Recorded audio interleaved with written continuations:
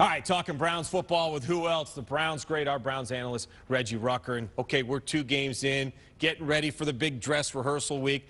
Let's talk about your impression of the West Coast offense after the first 2 preseason games. What do you like? Well, first of all, I'm not surprised because I think this coaching staff knows what they're doing when it comes to throwing the football. You don't come to work for Mike Holmgren and not have some idea about how to run this kind of offense, how to get the football into many guys' hands and get them running with the catch. So here's what I think. Colt McCoy is perfect. You get the perfect matchup with system and talent, and you get success. Colt McCoy is a very accurate passer. I'm going to say this, Mike.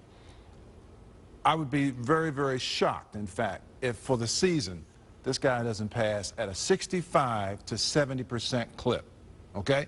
If he does that, this offense will run like a well-oiled machine. It will be very difficult to stop. Then you add the running game of Peyton Hillis, Montario Hardesty, and someone else. We'll have to see who breaks out. If Armand Smith can hold on to the football and make a great change of pace back, then you're talking about a real serious offense here. All right, and obviously the rating is at 132.6 going into game number 3. Off the charts. That is off the charts, and like you said, it's has to do with that West Coast offense.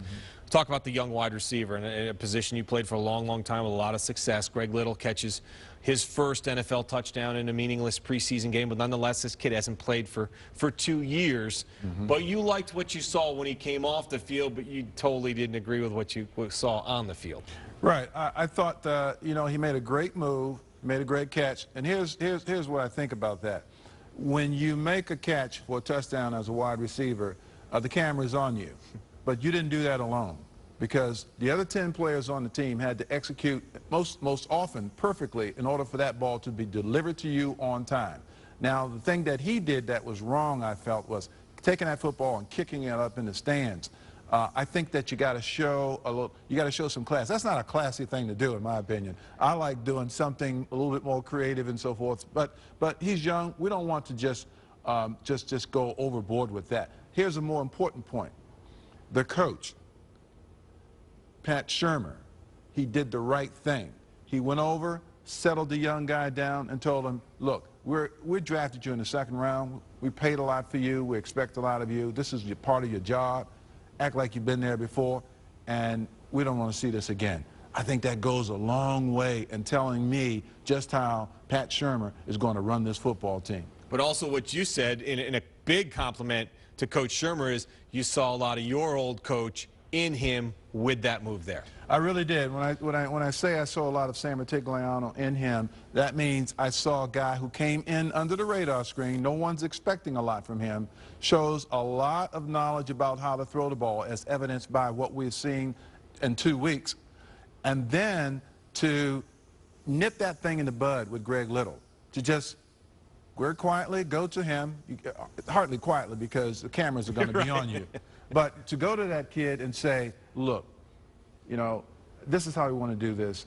I'm exerting some kind of control over my football team, and I'm setting a precedent and a standard. And this is the way we're going to play football if you play for the Cleveland Browns." So much is talked about this 3rd preseason game. It's the dress rehearsal game. But in your mind, you want to talk about what happens leading up to Thursday night's football game. That's where spots are going to be made. That's right, Mike. A lot of people talk about what's happening in the 3rd game because the players play a lot longer, the starters, and you really want to evaluate players. But in this particular scenario where you didn't have the OTAs and all the off-season camps, and these young kids are trying to make an impression, they can't always make it in the game because they don't play that long.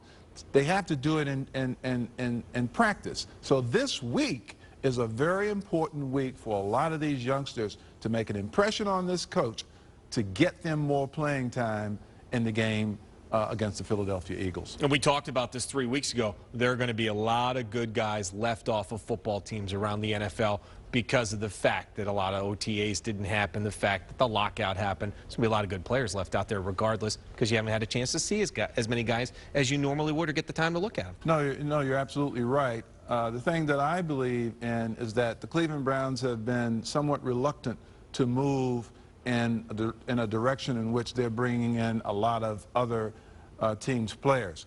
I think they want their own kind of player.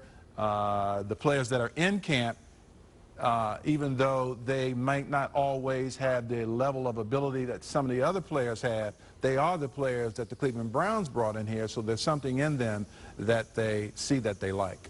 All right, coming up tomorrow is the supplemental draft. Yes. In the National Football League. Terrell, Pryor worked out for 17 different NFL teams were represented at this pro day, so to speak, yesterday. Put your GM hat on.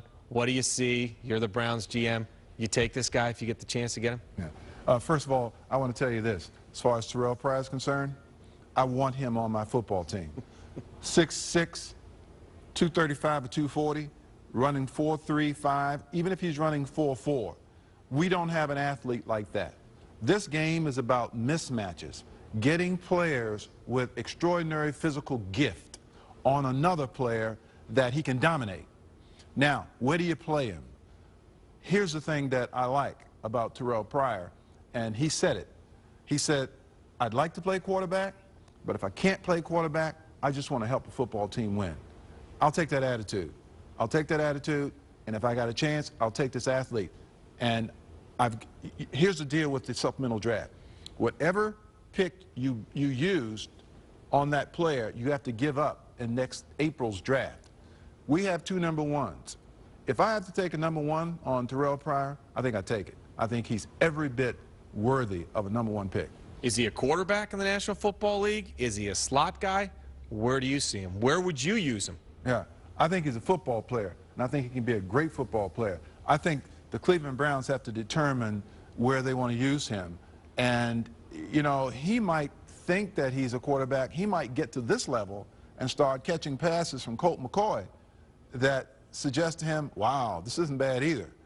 And I don't get as much blame when we lose, but you don't get as much credit when you win than you do when you play quarterback. So Terrell Pryor is a football player that I think the Cleveland Browns ought to be real serious about acquiring. Reggie, good stuff as always. Thanks for coming in. Thank you.